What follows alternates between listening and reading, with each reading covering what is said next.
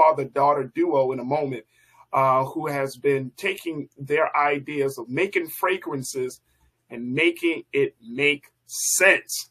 Folks, I'm so excited to be checking in with this duo in a few moments, and we're going to talk to them about how they're going into the fragrance industry, and most importantly, what does that mean, especially in building generational wealth for their families. Now, this is certainly something that we have always talked about, but it's always a good thing to talk to folks that are living this.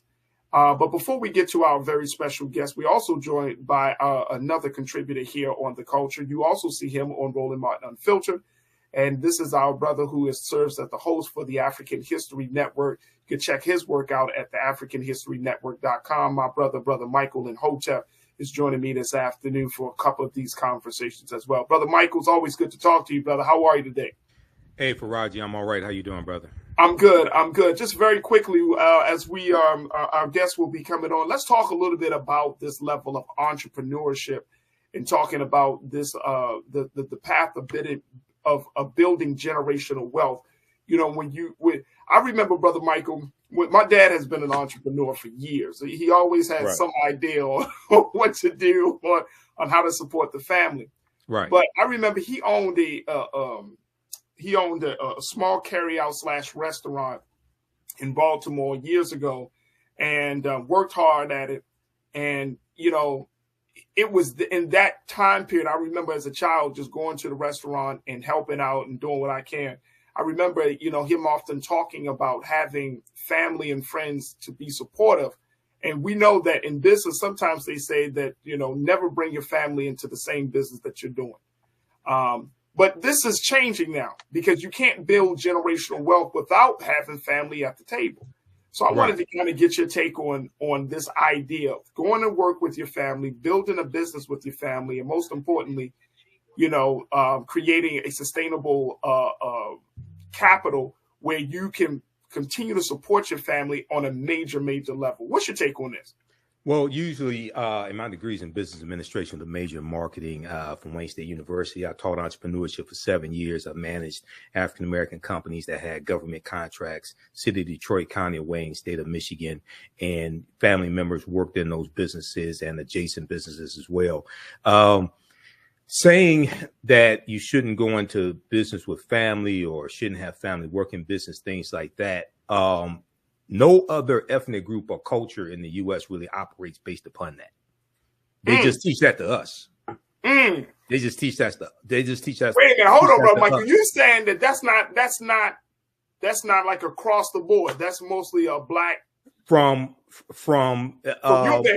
had to have. Why did laws have to be created dealing with nepotism? Because people were bringing family into business. People were bringing the family into organizations. You look at a history of family-owned businesses created in this country, whether it's dealing with Walmart, whether it's dealing with and even Friends. Okay, whether you're dealing with Apple computers, but when we look at small businesses, okay, these are mom and pop stores. These are family-owned businesses, and then you have businesses that get handed down to the second generation to family. When you look at, and even if you look at the mafia, you're dealing with family. Okay, so they teach that to us because family is the foundation of African-American communities, African-American culture.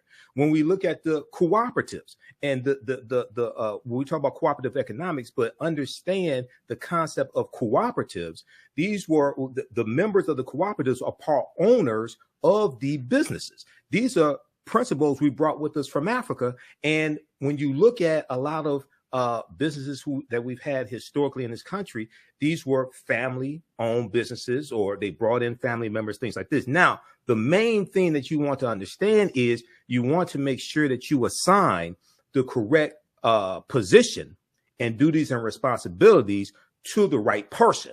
Okay, and this is something I teach in my entrepreneurship classes. If you know Kiki has anger management problems, don't put Kiki on the cash register dealing with customers. Because that's a ticking time bomb.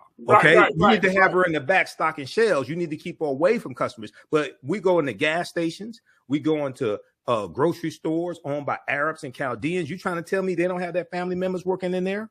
You go in there during the summer, they have a 12 or 13-year-old behind the counter taking your money because he's the son and he's out of school and he's learning the family business to take over. They teach that to us. That's not how they operate. Well, I'm glad that you brought. I'm glad you dispelled that myth for us, because I think that's been something that's been told. Like I said, I've been hearing that for years.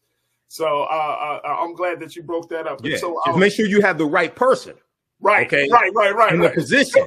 Some people should not be in the business, period, whether they're a family member or your worst enemy or your best friend.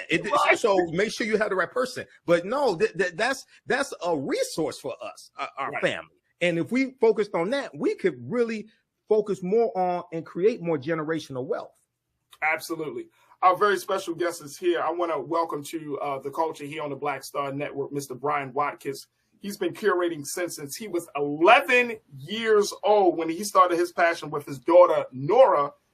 He was inspired to leave behind a lasting legacy and to take on that idea of generational wealth to the next level. So together they founded the NYC-based olfactive scenting and scent marketing company called NORYAN.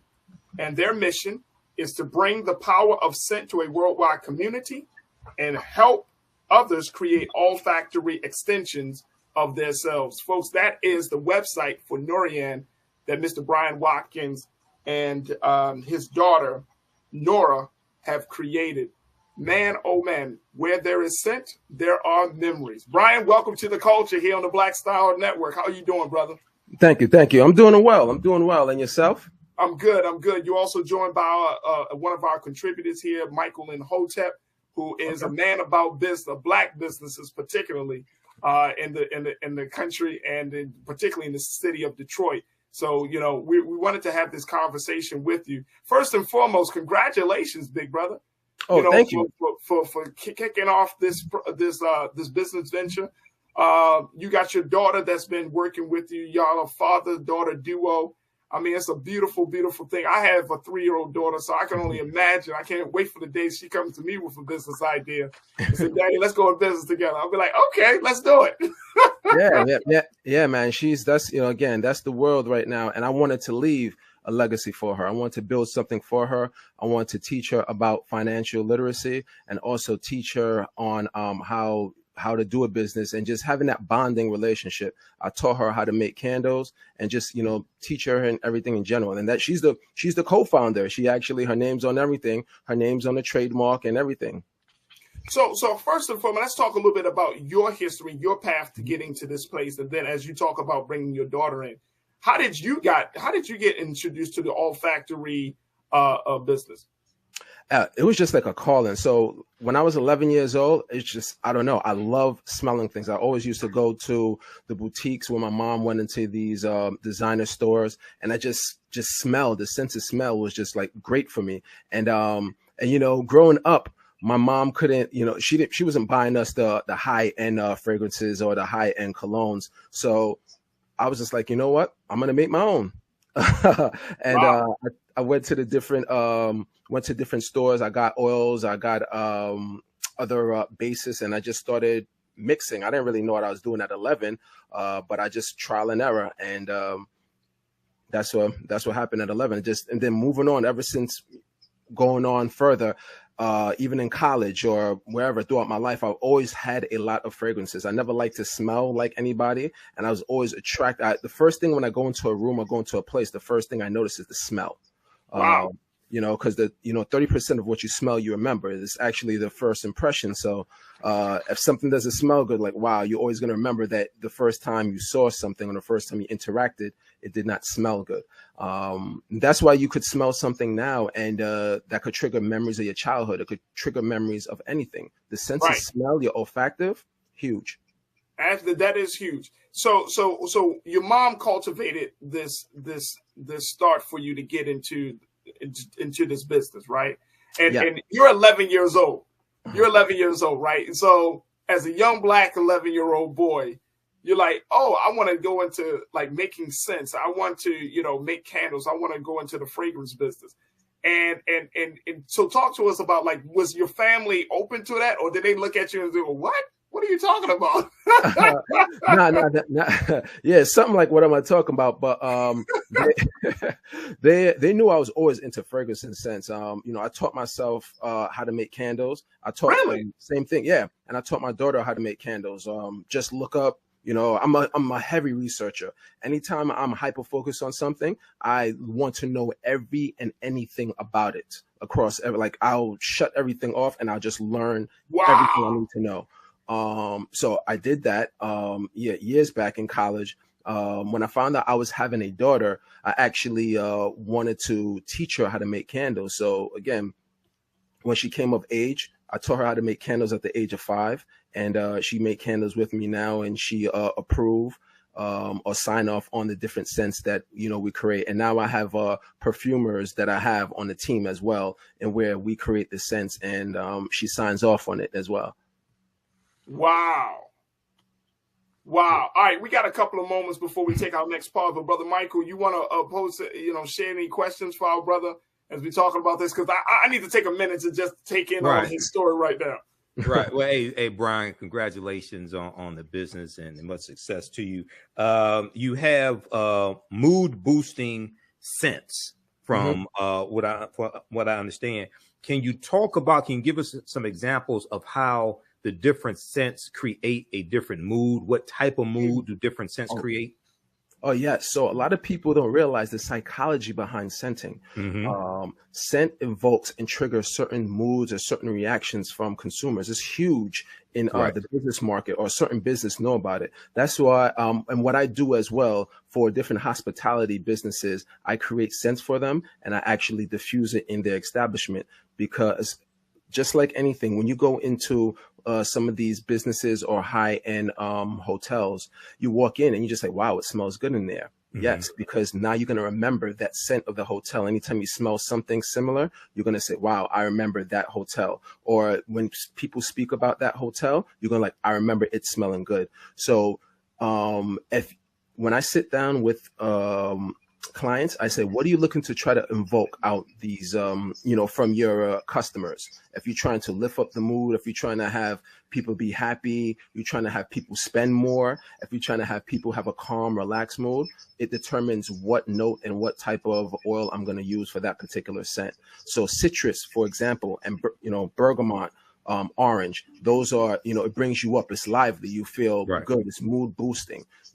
Things like lavender, things like eucalyptus, it's relaxing. It calms you down. And those are just some of the things that, something like, like the woods, different type of woods, it gives you a more comfortable and just a relaxed and luxury vibe. So it all depends on what that person's looking for. All right. Thanks. Yeah, these are things we learn in business school, because my degree's in marketing. So these are things in the foundation of marketing and psychology. So these are things marketers have known for decades. Very Absolutely. Good. Absolutely. And just like, if you see me in person, more than likely you'll never smell me wearing the same scent. I have my personal collection, I have over 600. And and I know every single smell of them. Yeah. So I have it broken down to seasons, times of days, occasions, you name it. Hey, wait a minute, hold on, brother, hold on. Now, I love a good scent, man. Hold on. You got over 600 scents that you use personally. Personal bottles. Wait a minute, say it again. Personal bottles, but I also have a lot of little decants too all over. So it's probably close to 1,000. Now, are these all the 600 scents? Are those all scents that you made yourself? Right. No, so these are just in general. I appreciate scents from everybody. Okay. So, and I get inspiration from everything. So I want to smell, if something's unique, because people's like, oh, wow, this smells bad. No, I mean, you just don't like it. Scent is like a beauty, right? It's in the eye of the beholder. So I want to know how it smells, because I appreciate any type of scent, whether I find it good or whether I find it bad. I see the beauty in it, or I see, what it does. I hear you. Hey, Brian, you're going to have the women that's watching today going crazy. Pauline checked in and said, there's nothing like a good smelling man. Pauline, get off in here, man. And I have recommendations if you want something, And by the way, Mr. Hotep, right? Imhotep, yes. Yeah. I could see, of course, a Kappa knows how to smell good, because I see you a Sigma. You know, Right. I need some advice. We know how to smell good too. Yeah, I agree. Hey, you're right. Look, I gotta take a pause, man. Let me digest all this that you're sharing with us today, brother. We want to certainly continue the conversation with Brian Watkins of NORYAN. Him and his daughter have created NORYAN, an all-black, olfactory company with that that speaks to your sense, folks. Look at this website. I just cannot get over how dope the website is. Where there is scent, there are memories. We're going to continue the conversation talking about NORYAN, entrepreneurship, and so much more. And, of course, get your questions and comments like Pauline. Pauline, I see you, sis. So stay with us. This conversation will continue on the other side, right here on The Culture on the Black Star Network.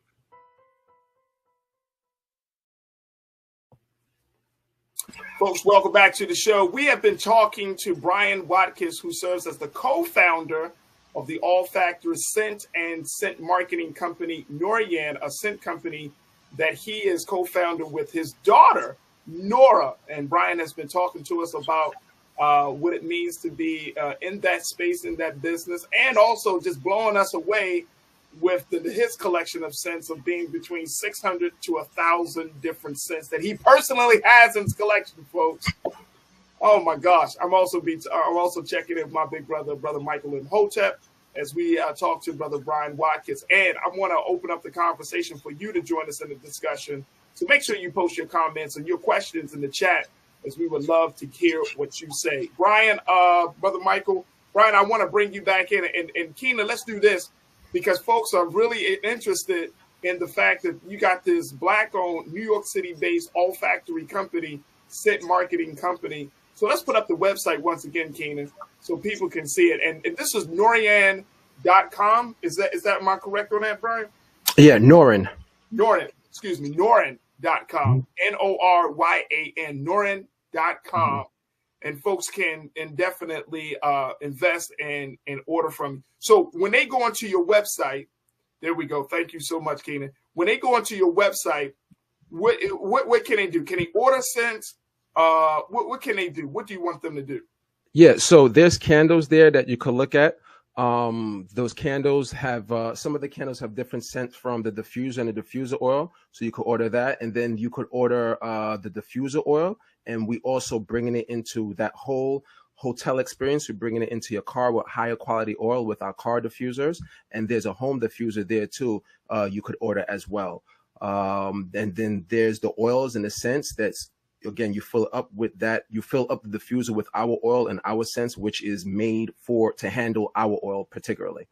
Wow. And when you say our oil, what makes your oil different than someone else's or another company's oil? Oh, higher quality. If you go, let me tell you, on this journey, I realized a lot of these companies, I don't want to say any names, but they don't use the best quality in their stuff. They use low quality, and because it's about their bottom line, I guess, but it's not a lot of high quality stuff. You might think just because you see the name that it's the best thing. A lot of the time it's probably not. But I wanted to make sure, because it's the love of it for me and my daughter. Like, we wanted the best, like we wanted the highest quality that we could use. We don't want to cut it and dilute it. That's something that a lot of companies do. They dilute and cut their oil down. So, you're not really getting the full effect of it. Absolutely. So talk to us a little bit about getting into this space, because I'm not, and correct me if I'm wrong, Brian and Brother Michael, I haven't heard of a Black-owned olfactory scent marketing company before, right? Like, I'm assuming that there aren't many of you in the space right now. Is that the landscape right now, bro? Yeah, that's a correct assumption, because a lot of people don't even know about it. A lot of businesses don't know the effects that it could have on their particular business and on their customers. So a lot of people don't know. I've been in the whole fragrance space for a long time, and I've just studied the whole psychology and effects of different fragrances and different notes and different just scents on you, on the human brain, and just on the person in general.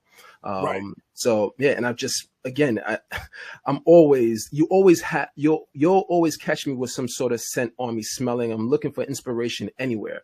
And that's how I don't know. I'm just wired like that.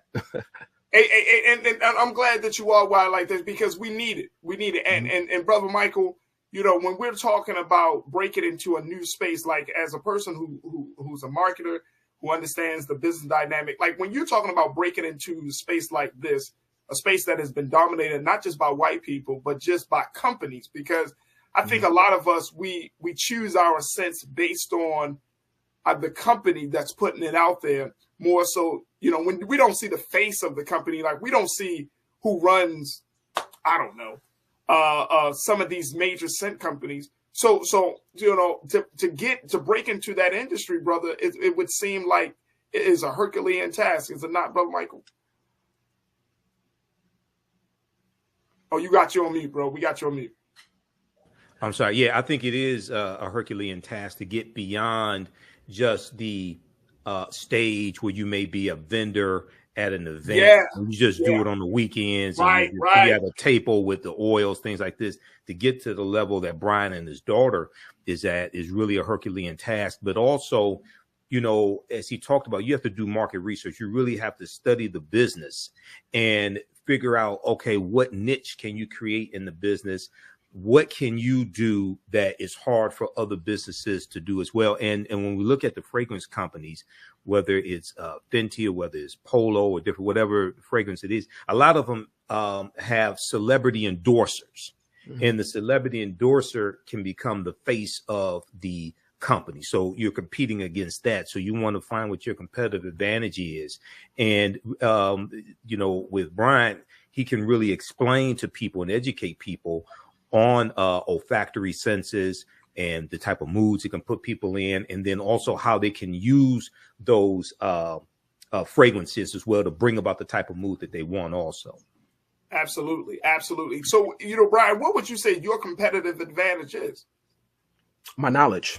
Same thing, my knowledge. Just like Brother Hotep was saying, yeah, a lot of these companies, they have the money, they have the budget, they hire you know, they hire stars, they hire people to market and promote. You know, they could do that. Me, I have my knowledge. I go around, I'm talking to you personally. I'm like, I have a love. It's a love for me. It's not like, yeah, let me just do it. No, it's a love. When I talk to you, you hear the passion, like, because it's a love. I want you and your place to smell good like mine, right? Or right. I want you to smell however you want to smell, because it doesn't have to be necessarily smell like me, but it makes me happy knowing that you love something and you just enjoy the smell of it. Like, it's great. My Culture Crew member, Janelle, she's a loyal watcher of the show in Black Star. She said you have a fragrance called the Barbershop. Yeah. So that scent was based after one of my good friends I went to college with. He's a Q, by the way. Name is Shawnee Fair, doing a lot of big things. He has a barber academy in Westchester called Westchester Barber Academy, where he opened up a school for young Black men, or just people in general, to teach them how to cut and actually give them their first experience in barbering. And he just opened up a salon as well. So I went there, and he, you know, again, he started out in the entrepreneur world, business world before I did. So he's like a mentor, and he gives me advice as well on certain things. So I created a scent that smells like the old school barbershop based off of his shop. That is dope, bro.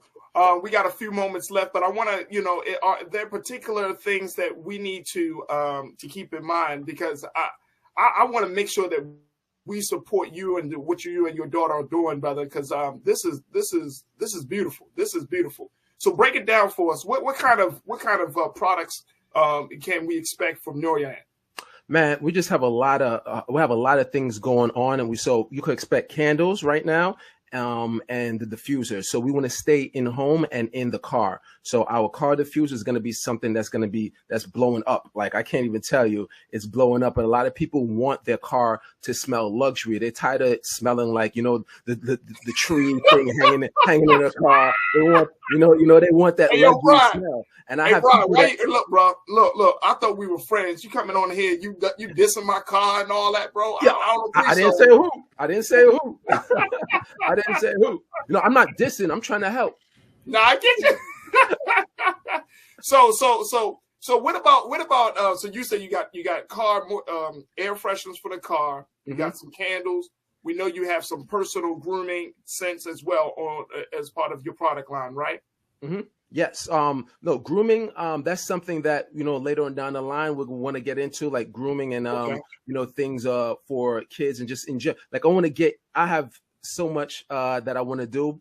I don't want to expose everything, but I want to turn it into, you know, a bigger brand. I'm not going to limit myself with just diffusion and, you know, candles. No, I want to get into, you know, beauty. I want to get into, you know, bath. I want to bring it there. And I wanted to bring it to the sense that, you know, people in my culture and my community like and love. Because that's what it's based off of too. And if I may say, I want to tell you a little bit about the branding of my company, because everything I do has meaning. So the name, of course, NORYAN, is a combination of my daughter and I, Nora and Brian, right? And it actually means a symbol of love. And going to the logo itself. So that logo I cleaned it up a little bit, and I'm a history major, and I was a history teacher. And that's an ancient African symbol for the letter W, which is my daughter and I last name, Watkins. So I cleaned it up to have it look like that. And if you look even deeper, right, it's an NY backwards. And it looked like the little crescent there. You know, you could say you're going from the, you know, bottom to the top. But if you look deeper too, it's a C, NYC, because that's where we're from. There it is. There it is. Brother Michael, how important is that? Because that's dope as hell, bro. Yeah, the branding. Yeah, the branding, man. He put a lot of meaning and thought into that joint. Right. Well, and explaining the branding, if he explains it to customers, that helps them build a bond with him and his daughter as well. And that helps them identify the brand, distinguish it from other brands that they may see, other oils that they may see on the market. So yeah, that's something fantastic, but that's something also his niche as well, to be able to create something like that and have meaning behind it. Absolutely. Brother Brian, we got a couple of moments left, but I'm wondering, are your scents, one of our culture crew members, they wanted to know, CW, are your scents in stores at this point? No, so we're working on distribution. It being more stores. So they're in 10 stores or in 10 states, stores in those particular states. So we're in Texas, Seattle, Colorado, of course, here in New York, but I want to get it into more. And, you know, just like Brother Hotep said, it is an uphill battle. You know, it's a lot of work dealing and trying to get it into certain places and certain stores. Absolutely. Absolutely. So let me ask this question, because you come on to this show, you know, this show goes into far-reaching places that you may not be able to go.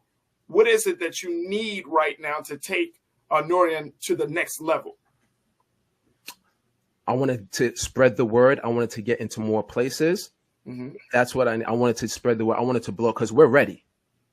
We're ready. We just need it to get there. We're ready. So that distribution. So are you looking for any type of investors or any type of supporters at this point? Right now, as far as investment, not really. Just more. The support would be, again, the product. And and on the business side, the B2B side, contracts. So contracts with more people, more businesses in the hospitality spaces. Got you. Well, Brother Brian, you know, you put that ask out there, and I'm a true believer that ask and you shall receive. So hopefully from this conversation today, some folks will start to reach out to you, connect with you, and take the brand to the next level. But I just want to say, on behalf of the culture here on Black Star Network, brother, man, you are fantastic. Big shout out to your daughter, Nora, man. You know, and I'm looking forward to hearing about more great things coming from the two of you. And, you know, trust and believe, brother, you always got a home with us here on the Black Star Network to talk about the next step of your business. So congratulations and welcome home, bro. Definitely. I appreciate it. Thank you for having me on. Again, this is not the last that you're going to hear of us, because, again, there's no stopping me. Right. Because this is bigger than me. This is a legacy for my daughter. And that let me tell you, that right there alone, the times where you just just like, oh my gosh, you just feel overwhelmed, that right there. Right. Absolutely. Absolutely. What's your social, Brother Brian? What's the social that we can connect with you on? So Instagram, it's NORYAN _NYC. On Facebook, it's NORYAN, NORYAN. On even TikTok, it's same thing, at NORYAN _NYC. And that's the same thing for LinkedIn and Twitter. There it is right there, folks. There it is right there. You got a new follower now, bro. Trust and believe. I'm about to follow you right now. So you got a new follower. Dope IG. I love it. I love it. Love it. Love it. Love it. Love it, bro. Keep up the great work, man. Give our peace and blessings and love to your daughter, Nora. And God willing, we'll reconnect with you soon. All right? Definitely. Thank you. Appreciate it. All right, fam. Thank you. Folks, we got to take a quick pause. When we come forward, let's talk about the state of Florida and their fight against history with Brother Michael Imhotep. Stay with us. It's The Culture here on the Black Star Network.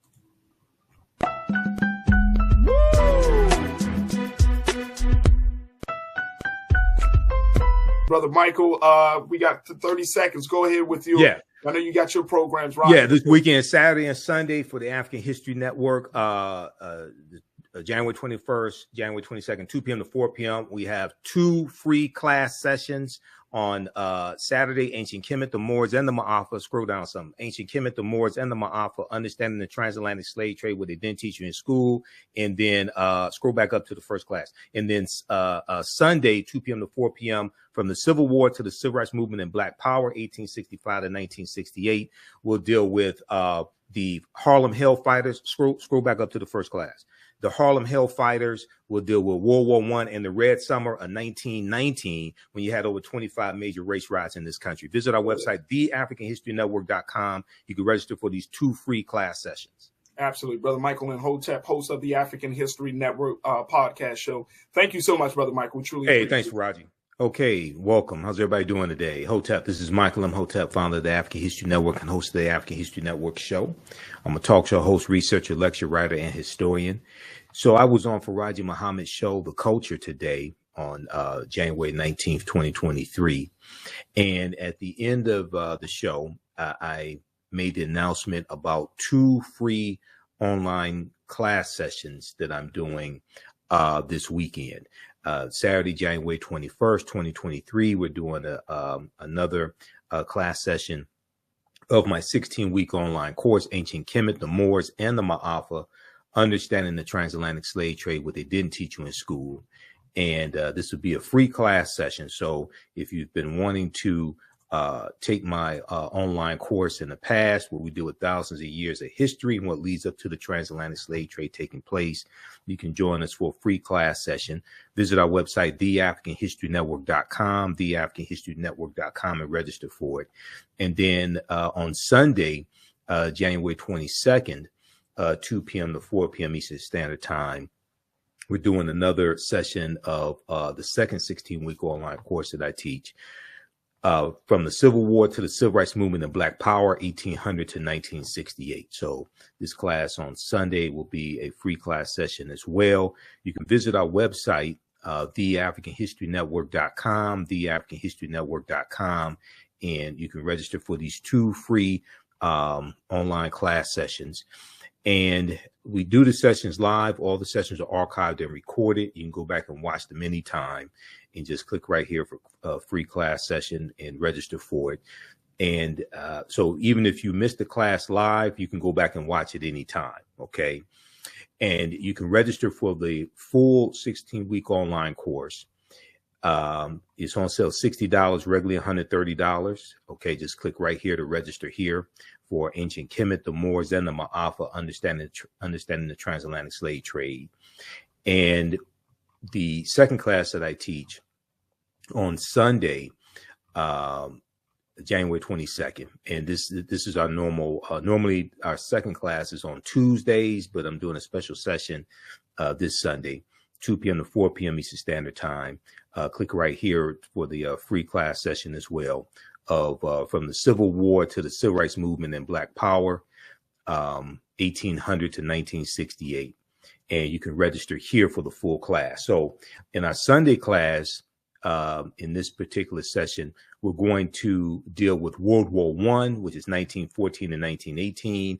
And we'll also discuss the Harlem Hellfighters, which is an all-black regiment in the U.S. Army fighting in World War I. We'll talk about the Harlem Hellfighters, and we'll also talk about the Red Summer of 1919, where you had over 25 major race riots in the country, in Chicago, Atlanta, Arkansas, etc. And you had African-American World War I veterans who fought against racist mobs, white racist mobs during the Red Summer of 1919. Okay, so we're going to talk about that on Sunday. In the class on Saturday, last class we started talking about Christopher Columbus and the history of Columbus. I shared excerpts from Dr. John Henrik Clarke's book, Christopher Columbus and the African Holocaust, Slavery and the Rise of European Capitalism. So we'll get deeper into Christopher Columbus and how Columbus and his 4 voyages helped to spread slavery, racism, capitalism, and the exploitation of indigenous people, and then also leads to the Asiento de Negros being signed by King Charles V in August of 1518, which drastically expands the transatlantic slave trade. Okay, and then we'll get into the development of the triangular trade and England getting involved in slavery in 1562, etc. Okay, so we're dealing with this in our class on Saturday, January 21st, 2 p.m. to 4 p.m. Eastern Standard Time, Ancient Kemet, the Moors, and the Maafa, Understanding the Transatlantic Slave Trade. You can register for these free class sessions. And even after the class is over with, you still have access to that free class session. You can go back and watch it as much as you want to. But you can also, we also have both classes in a course bundle, okay? So you can register for both classes for only $100. That is at least a $260 value.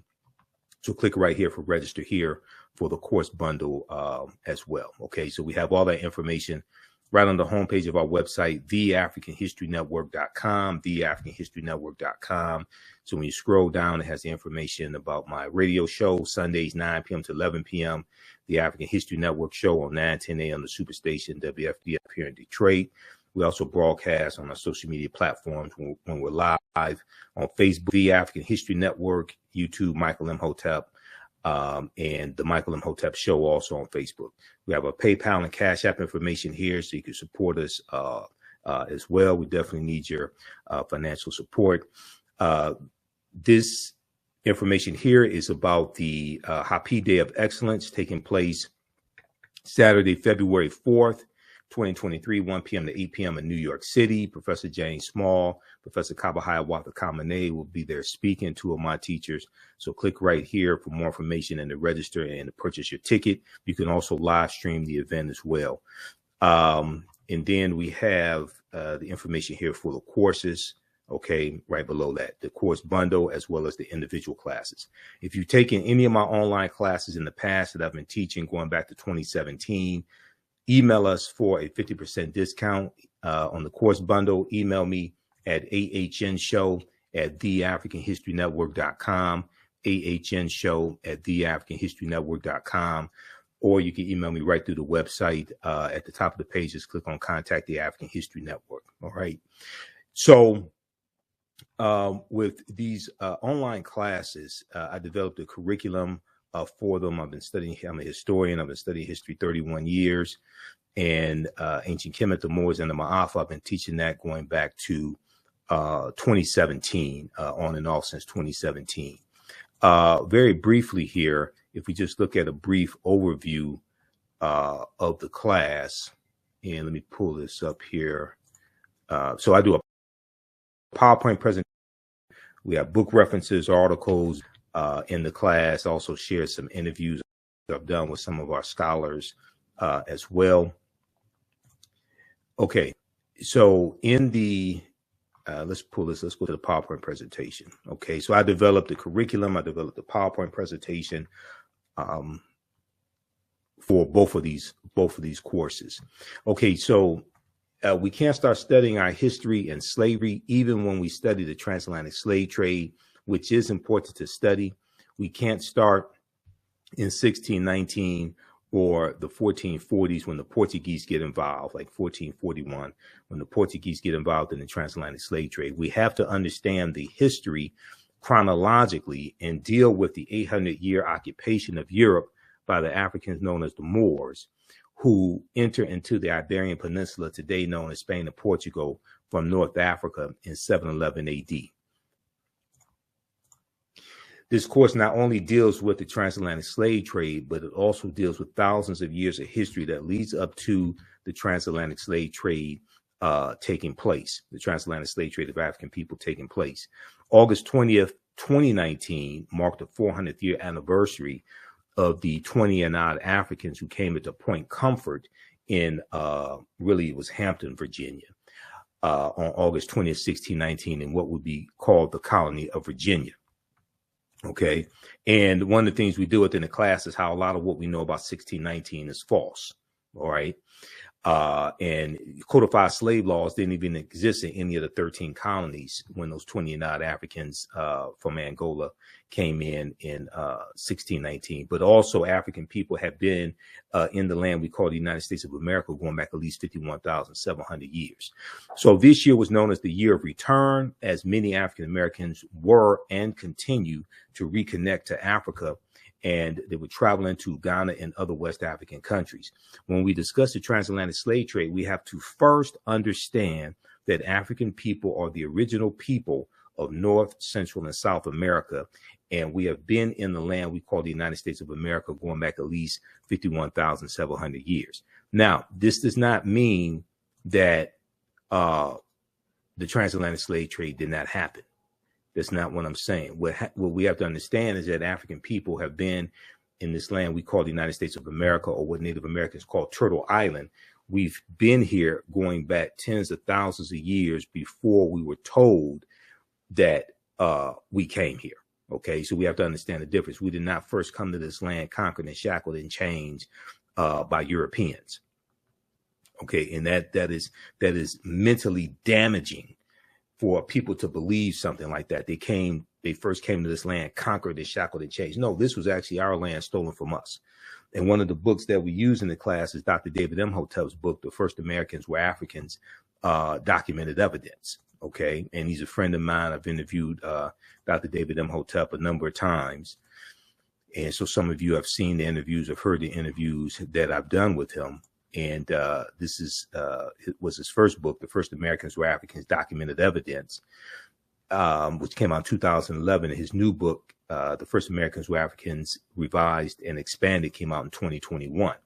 And page 14 of his book deals with the discovery made in Allendale County, South Carolina, by Dr. Albert Goodyear, who's an archaeologist at the University of South Carolina. This discovery was made in 2004 that documents an African presence in the Georgia, South Carolina area going back at least 51,700 years.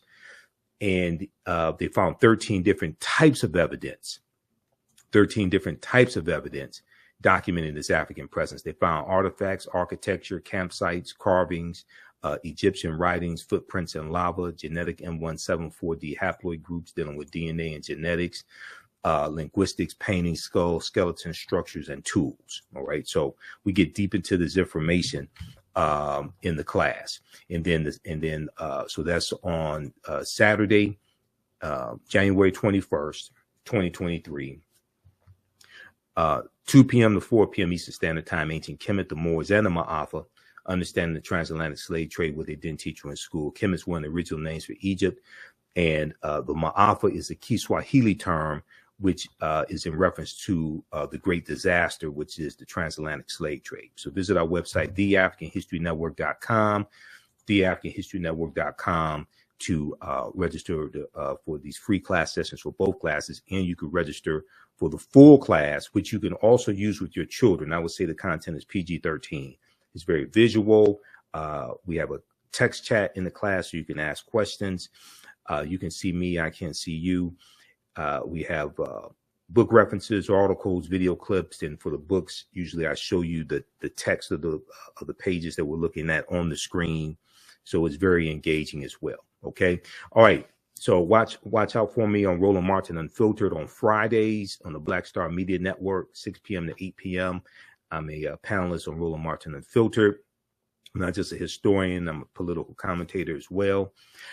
You can watch on Facebook and YouTube, Roland Martin on Facebook and YouTube, or download the Black Star Media app. And then also usually on Mondays, I'm on Faraji Muhammad show, 4 p.m. Eastern Standard Time on the Black Star Media Network as well. And then my show, the African History Network show, Sundays, 9 p.m. to 11 p.m. Eastern Standard Time on 9:10 a.m. the Superstation WFDF here in Detroit. But we also broadcast on our Facebook fan page, the African History Network, the Michael Imhotep Show, and my personal page, Michael Imhotep, as well as on my YouTube channel, Michael Imhotep, IMHOTEP. You can download the iHeartMedia app and search for 9:10 a.m. Superstation and listen live, or the iTunes radio app and listen live. And you can listen to our audio podcast wherever you get your podcast from. Search for the African History Network show. We're on iHeartRadio, iTunes, Castbox, FM Player, TuneIn, a number of different audio podcast platforms. Okay. All right. And if you like this type of information, you can support the African History Network, $ the AHN show through Cash App, $ the AHN show through Cash App. Also through PayPal, paypal.me/the AHN show. So this helps us keep doing the research, stay on the air, keep broadcasting, pay some of the bills, pay for these various services that I use, purchase more equipment, upgrade the laptop, etc. Okay, so we definitely appreciate and need your support. If you want me to do special customized classes, email me through the website, theafricanhistorynetwork.com, about that. And we could do group classes if you want it for your church, study group, organization, etc. If you want shorter classes, instead of this time around is 16 weeks. Normally this is a 12-week online class, but if you want a 6-week class, 8-week class, etc., email me at theafricanhistorynetwork.com. We can set that up. And African American History Month is coming up. Black History Month is coming up. I have fantastic presentations for Black History Month, dealing with the origins of Black History Month, dealing with also what the annual theme of Black History Month is as well. This year's annual theme is dealing with Black resistance for African American History Month, and I have some powerful content dealing with that. Okay.